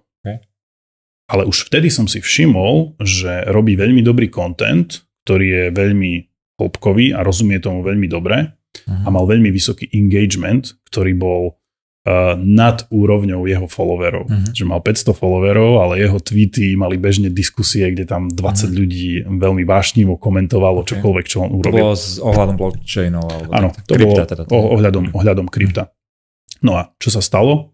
On za rok a pol má teraz 12,000 followerov na Twitteri a to je práve v období, kedy krypto nerastie. Čiže potom, keď bude krypto ďalej rásť, tak zase je veľký potenciál, že on vyrastie ešte viacej. Čiže už som tam videl v začiatkoch niečo veľmi špeciálne. OK, čiže A dobre, lebo toto dávaš akože na každého človeka, alebo keď niekedy potrebuješ niečo rýchlejšie, alebo že každý, poviem príklad kóder, že na každého sa pozerá, že ako vie výraz exponenciálne, alebo že tento už je hotový a už mi stačí ako je a že iba by odrobil svoju robotku a nepotrebujem úplne teraz, aby sa z neho stal 5-krát lepší človek. Nie, ty si v startupe nemôžeš dovoliť ľudí, ktorí nemajú potenciál rastu, pretože ako bude tvoj startup rásť, tak tí ľudia musia rásť s ním a budú sa musieť veľmi rýchlo prispôsobiť aj na to tempo rastu a takisto budú musieť veľmi sa vedieť adaptovať. A jeden z veľmi dobrých prediktorov, ktorý si ja všímam u ľudí, je miera zvedavosti, akú majú. Keď má človek vysokú zvedavosť, tak je veľký prediktor toho, že sa ten človek aj veľmi naškaluje, lebo prirodzene bude nasávať informácie a prirodzene sa bude učiť. Toto je super point. A tu, že som si nikdy neuvedomil, ale vlastne, že súhlasím s tým úplne. Ako zisťuješ tú mieru zvedavosti u nich? Že prirodzene sa pýtajú, alebo čo, že pozrieš ich sociálne siete? Napríklad sa opýtam takú otázku, že čo je najzaujímavejší problém, aký si riešil za posledné 2-3 roky a podľa miery zaujímavosti problému vyhodnotím ich schopnosť ísť možno na koreň alebo na hĺbku tej domény, ktorú riešia a potom už vidíš aj ten myšlienkový proces, že či sa sám začne pýtať ďalšie otázky sám seba, či začne rozvíjať nejakú líniu tej domény a možno by to takto mohlo byť, alebo takto. A toto bolo veľmi zaujímavé, že cítiš z neho tú emóciu, že ho to hĺbkovo zaujíma, tá doména. A to je akože taký dobrý prediktor zvedavosti. Super, no mám takú chuť sa ťa to spýtať. A sa bojím, že ty sa ma to spýtaš, aký problém som riešil najbližšie, ale asi by som vedel veľa toho povedať, ale podľa mňa toto je veľmi dobrý tip. Ako ešte, dobre, vy ste remotne všetci? My sme všetci remote. 10 ľudí je na Slovensku a ďalších 12 je väčšinou po Európe. Ako to, že aby ten človek či sa škáloval a rástol, tak neviem, že tvoj pohľad je na to, že to musí mať prirodzené v sebe, alebo to prostredie, tá firemná kultúra mu to musí, alebo mu to vie v tom pomáhať, alebo ho brzdiť. A v rámci remote je to akože asi ťažšie trochu. Ako sa ty na to kúkaš? To je ťažká otázka. Väčšinou ten človek to už musí mať v sebe. Že v rámci toho remote stylu je taký pohodený, nie? A že musí si človek akože kodiť a riešiť a byť sám taký...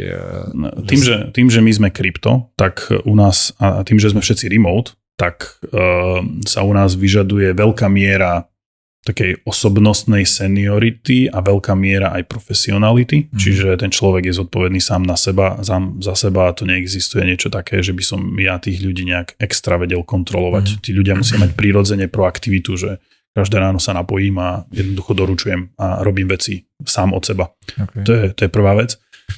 A druhá vec je, že prepáč, si zapýtal, že... No, že to vaše, že to prostredie, ktoré sa snaží vytvoriť, že ako mu v tom pomáhate ľuďom, aby rástli, alebo je to také, že iba zoberieš človeka, spoliehaj sa na to, že tá téma samotná ho baví a v tej firme robí tak, že sám sa rozvíja. To prostredie nemá až taký veľký efekt, to firemné. Ja by som mu pripísal váhu, tak 20%. 80% je to, čo už má človek v sebe a s čím prichádza do firmy.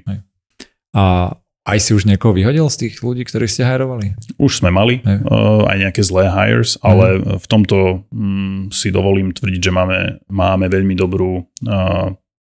dobrý track record, čiže s Glebom vieme vybrať dosť dobrých ľudí, čiže nemáme nejakú veľkú otočku v tom týme. Čo bol nejaký taký problém, keď ste ho vyhodili, takto človeka, že nevedel sa škálovať sám, alebo čisto iba, že nerobil, alebo nejako, že bol s ním ťažká komunikácia?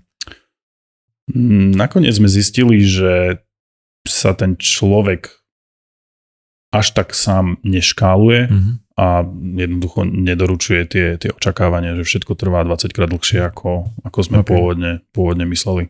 Super. A vrátim sa naspäť k tomu kryptu, som si spomenul, ak si hovoril, že teraz krypto nerastie, že na to sa ako pozráš, lebo však bol nejaký boom veľký, asi aj vy ste vtedy rajsovali peniaze a teraz je presne taký boom, že AI sa mi trochu zdá, že je to veľmi podobné trochu jak s tým kryptom, tak však sú aj také tie rôzne krivky toho, že ako sa nové technológie adaptujú, že to vystrelí, potom je tam že už je tá technológia taká dospelá trošku a rozšírená a už to celé akože potom declineuje. Že krypto je kde podľa teba teraz? A že prečo teraz nerastie a bude rásť? Tak teraz nerastie celý technologický sektor, lebo je taká trošku kríza aj v tých tradičných startupoch, že ten venture kapitál až tak neinvestuje. Takže ono je to skôr taký globálny makro. Okay. Čiže to nie je podľa teba, že je problém krypta, ale akože technologického. Nie, to nie je problém krypta, to je problém celých technológií. Áno, výnimka, teraz keď robíš AI, tak na to narejzuješ veľké peniaze a ide, teraz sa to predáva ako teplé rožky. Ale krypto je momentálne vo fáze ešte budovania infraštruktúry. To znamená, že ešte nemá až taký veľký dosah na tých koncových userov a toto môže byť inak prekvapenie pre väčšinu ľudí, lebo veľa ľudí sú skôr takí B2C alebo takí retailoví, koncoví užívateľia a oni už predsa majú nejaké skúsenosti, čiže tie vlny tých B2C riešení, oni prichádzajú stále v takých cykloch, lebo už prvá vlna bola 2013, druhá bola 2017, ďalšia bola 2020, čiže to krypto už má vlastné cykly toho rastu a pádu a teraz sme len v ďalšej fáze, kedy sa vytvorí nejaké nové vetvy alebo sa rozšíri tá infraštruktúra a zase na nej sa potom postaví stovky, tisíce ďalších B2C produktov, povedzme o 2 roky. Okay. A ja sa tu každého pýtam aj také všeobecné otázky, teda, že do čoho by investovali. A teraz, keď to zúžim, nebude to investičné rady, lebo však pre istotu, však vieme všetci, že investovať do krypta je veľmi riskantné a neodporúčame to, ale keby si ty alebo mal niekomu povedať, že z tvojho pohľadu, že chcem investovať do krypta, do tohto sveta, ktorému úplne, ja neviem, že aj ako keby tak nerozumiem, ale mám dojem, že to tam je nejaká vlna a veľká návratnosť, že do čo by si ty povedal, že by sa oplatilo investovať? Tak keď tomu človek nerozumie, tak by nemal robiť príliš rizikové investície alebo príliš rizikové alokácie toho kapitálu, čiže by som povedal, že treba dať do tých hlavných blockchainov, ako je Bitcoin, Ethereum a do toho alokovať veľkú väčšinu a potom na to zabudnúť na 3 roky a nedotýkať sa toho, lebo to bude asi najrozumnejšia vec, čo človek neznalý môže urobiť. Prakticky to je čo, že si vygoogliš nejaké burzy alebo niečo a cez to si to kúpiš, hej? Burzy teraz majú, tie klasické centralizované burzy majú teraz zlé renomé, takže by som nemal odporúčať burzy, ale povedzme, keď človek ide na nejaký Coinbase alebo Kraken, tak to sú povedzme celkom spoľahlivé burzy a je človek ochotný riskovať to, že v skutočnosti to krypto nedrží sám u seba, tak si to môže nakúpiť na nejakej z týchto burz. Keď človek má chuť troška si ohmatať to krypto viac, ako sa patrí, tak je najlepšie si kúpiť nejakú hardwareovú walletu a na ňu si uložiť ten svoj Bitcoin alebo Ethereum, naučiť sa s tým pracovať. Nie je to až také zložité a zálohovať si sám tú svoju peňaženku niekde, si to zakopať na záhrade alebo také niečo. Kedy si sa vykopalo po 20 rokoch Demižon Slivovice a teraz ti vykopú za pár miliónov peňaženkov, sa asi k tomu nikto nedostane potom. Nie. A možno už budú zase také dešifrovacie algoritmy, že to potom aj dešifruje. A nie, ty si tú peňaženku uložíš ako napríklad kombináciu nejakých slov, čiže si ľudia vieš, akože tá peňaženka sa dá vygenerovať z nejakých 12 slov a ľudia si to do ocele napríklad vyrývajú, hej, aby to proste prežilo. Aby nikdy nezabudli to heslo. Presne tak, aby nikdy nezabudli. To bude ináč zlaté. Potom ti to deti nájdu a môžu sa chudáci celý rok lámať a potom zistia, že tam máš nejaký coin, ktorý už neexistuje. Ale ok, super, dobré. A teraz, že poviem príklad, ja neviem, že iný, že som to trošku sofistikovanejší investor, možno nejaký podnikateľ, trochu tomu viac rozumiem, peniaze až tak, že chápem, že môžem o ne prísť. Čo sú také zložitejšie, ale že možno do budúcna, že chcel by som túto dať, ja neviem, poviem príklad, takú zaujímavosť, že dám, že poviem, nech sa to ľahšie počíta, že chcem 10 000 tu dať a ja neviem, že opäť o 10 rokov je nejaká šanca, že o to celé prídem, ale že by som mal z toho 1 000 000 eur, že nejaký takýto, že je tam niečo takéto, že ja by som povedal, že skôr sú to oblasti, do ktorých treba, alebo nejaké subkategórie v tom krypte, ktoré treba vyhľadávať. A poviem to len tak všeobecnejšie, ktorým smerom by som sa ja pozeral.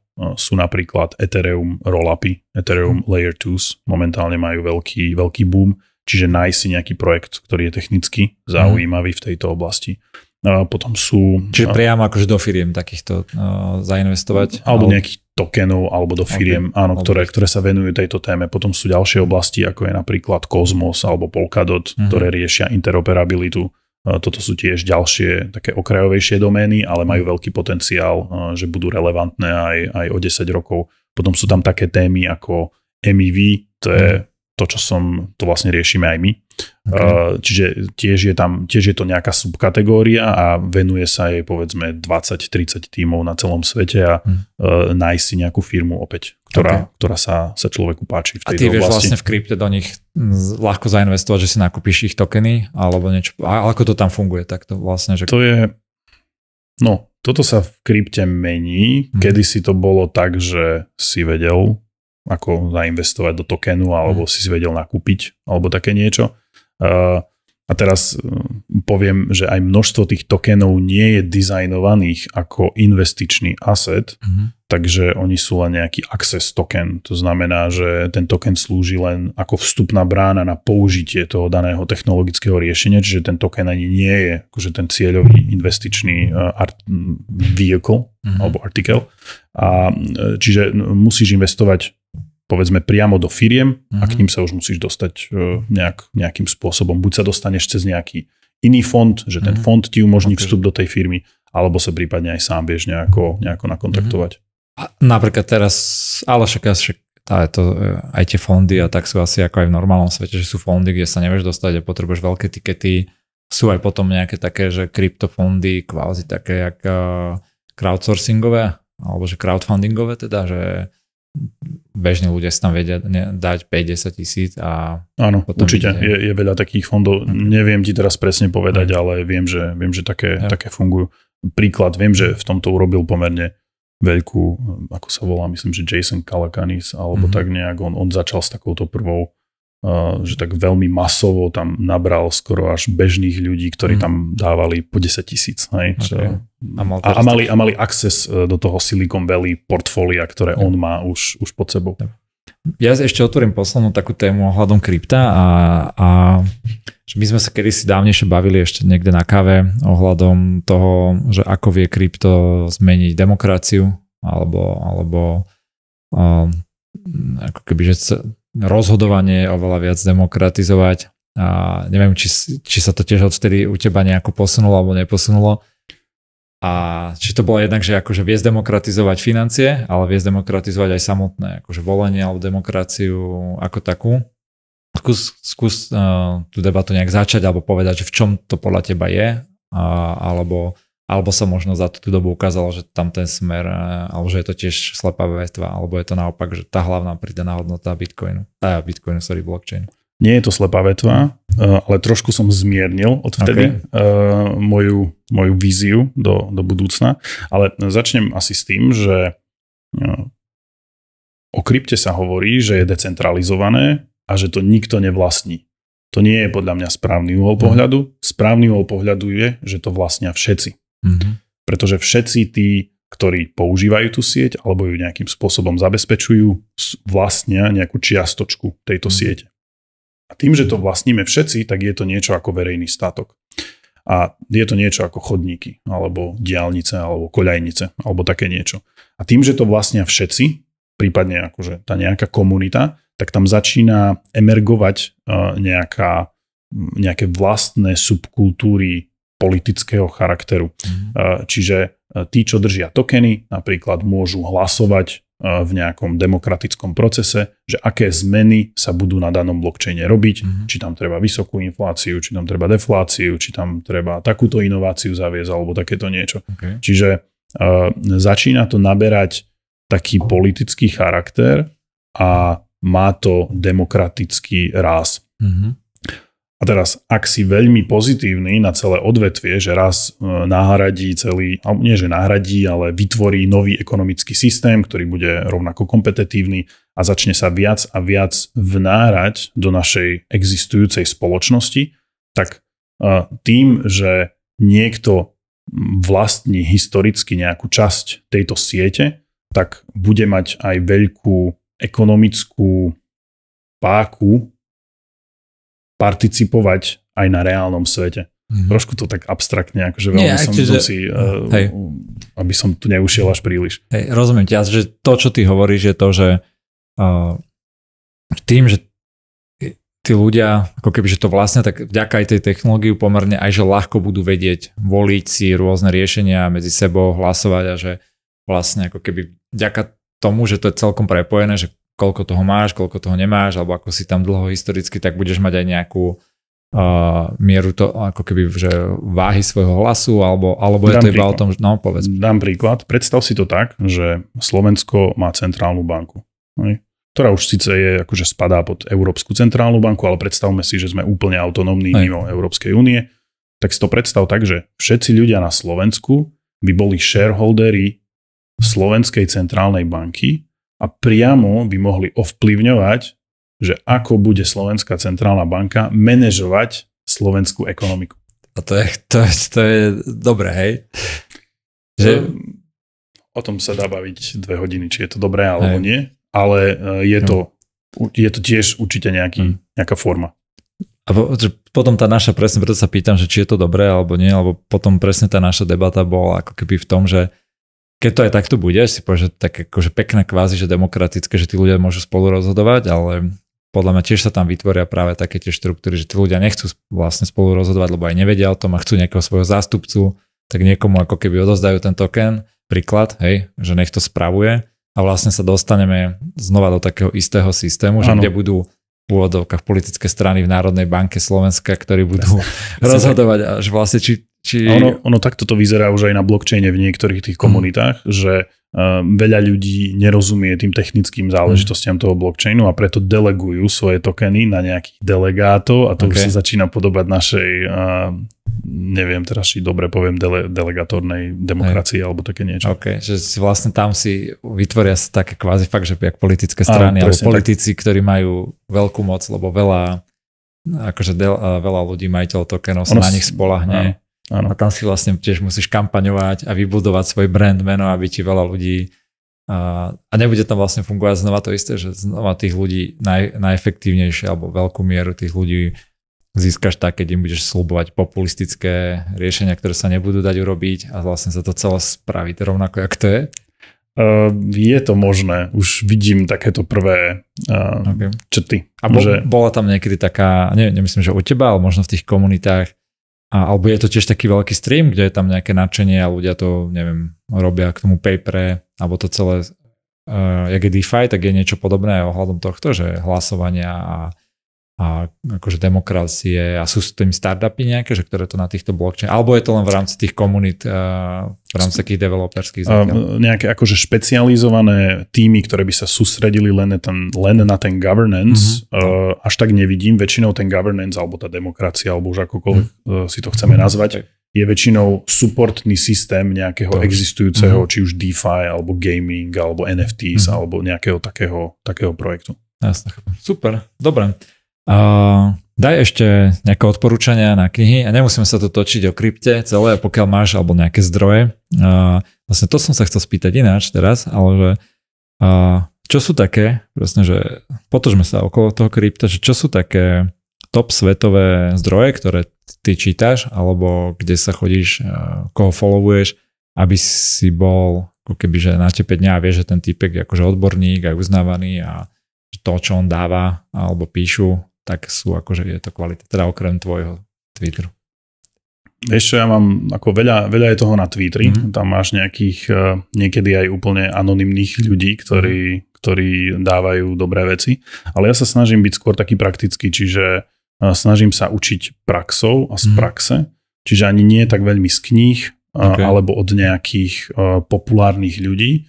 Tam som trošku predpojatý v tom, že keď je človek veľmi populárny, tak častokrát je potom v zajatí svojej audiencie a on začne mať príliš nejaký mainstreamový názor alebo mainstreamové rady a tie mainstreamové rady potom už nefungujú, keď robíš nejaký okrajový biznis. Ty v tom okrajovom biznise potrebuješ veľmi špecializovaný knowledge, čiže najlepšie sa ho učíš praxou. Super. A ja sa ho učím častokrát, najlepší recept, ako sa učiť, je od ľudí, ktorí sú lepší v tom, čo ty robíš a snažiť sa ich nájsť. Či už je to nejaký coach, tvoj osobný alebo osobný advisor, prípadne keď najmeš nejakých ľudí, ktorí vedia toho viac v nejakej doméne. To je asi najrýchlejšia skrátka, ako sa učiť. To, čo sa ty naučíš za 4 roky, tak to ti dobrý človek odovzdá za 4 mesiace.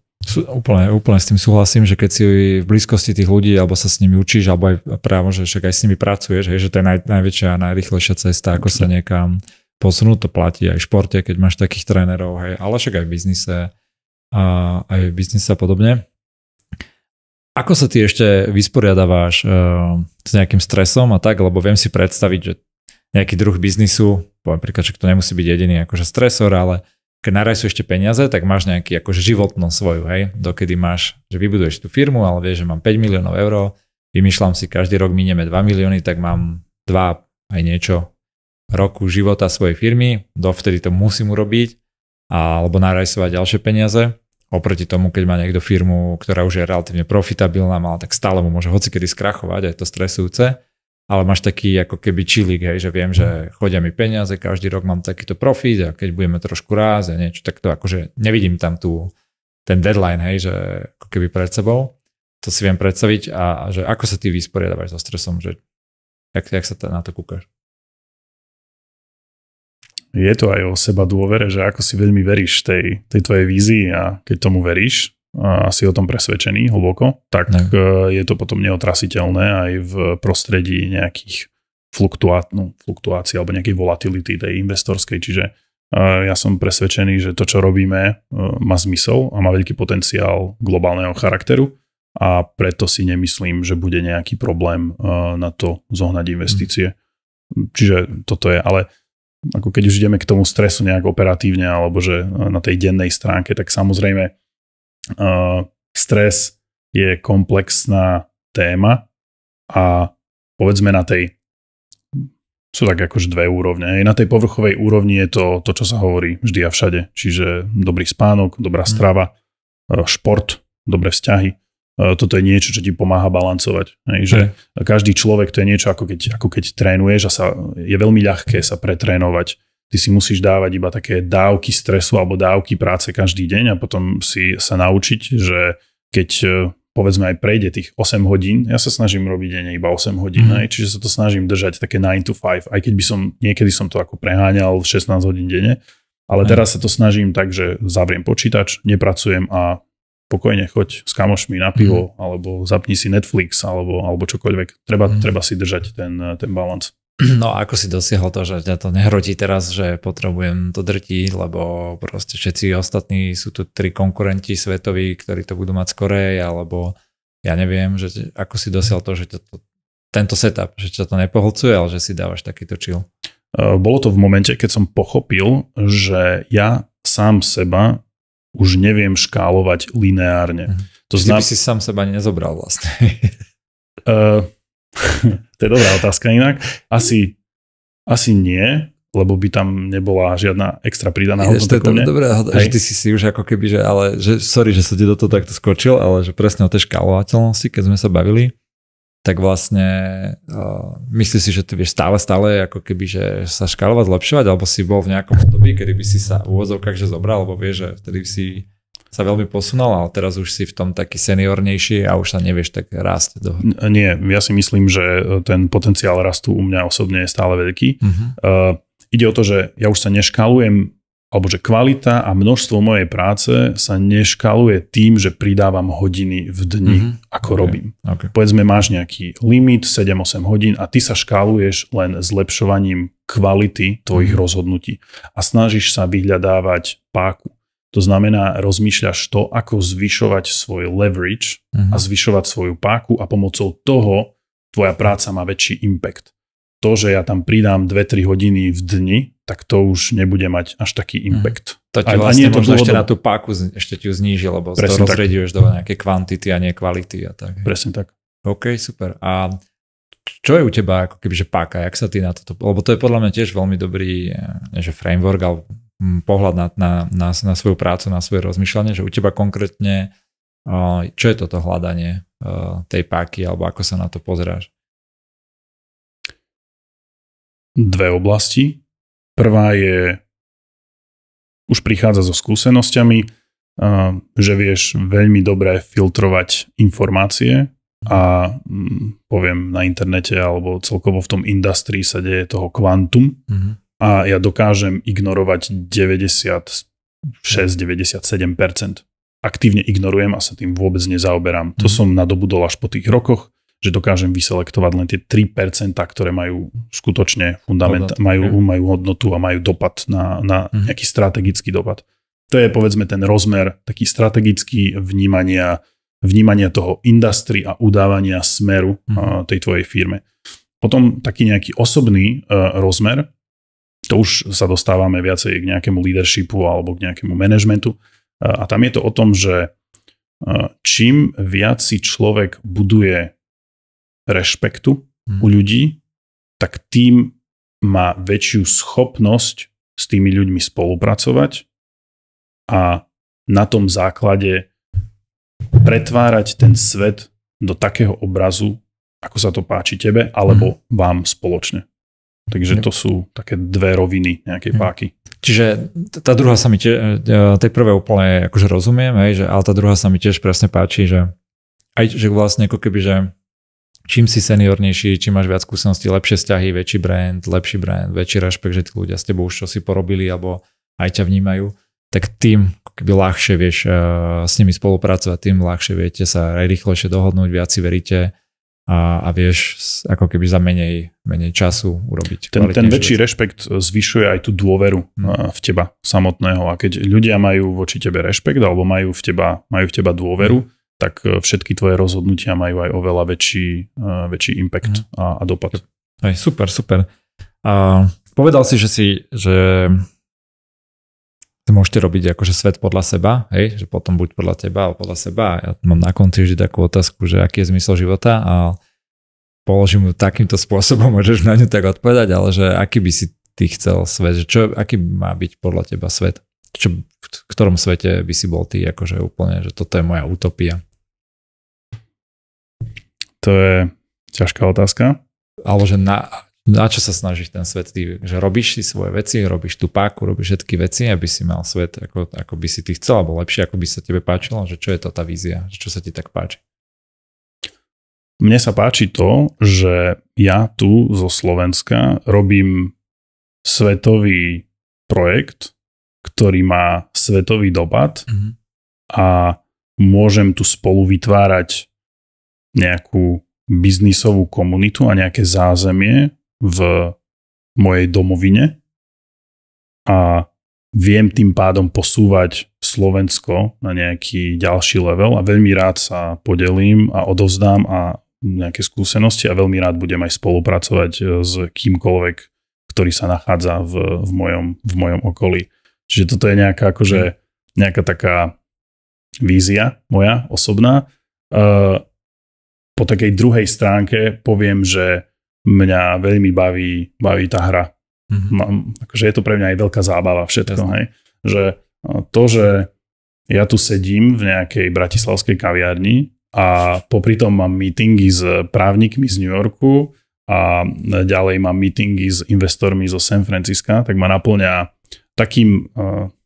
takou obrovskou dávkou dobrodružstva a nadšenia, že by som to nevymenil za nič iné. Čiže je to vlastne super. Super, dobre, povedal si vlastne také dvojkombo, čo každý rozpráva, že čo je zmysel života, že nejak pomáhanie iným a potom nejaký druh seba rozvoju alebo niečo podobného. Takže super, díky moc. Myslím, že by sme sa vedeli strašne veľa o tom celom krypte baviť. Podľa mňa máš super zaujímavý pohľad na svet, aj celý príbeh a teším sa, že si tu bol. Ďakujem za pozvanie. Díky. Ďalšiu časť máme u konca. Som veľmi rád, že ste dopočúvali až sem a znamená to asi, že sa vám ten podcast páčil. Ak vás podcast zaujal, budem rád, keď ho ohodnotíte na tých platformách, kde ho počúvate. Pomôže to jeho zdieľaniu. A pokiaľ by ste chceli podobné informácie o podcaste alebo o typoch, ktoré zazneli aj tu, dostávať ich aj do svojho mailu, tak sa prihláste do newslettera na truban.sk. Ja tam párkrát za mesiac pošlem svoje tipy a triky na nové časti alebo na veci, na ktoré som natrafil a ktoré ma inšpirovali. Ďakujem moc ešte raz, teším sa na ďalšiu časť, verím, že aj vy. Díky moc.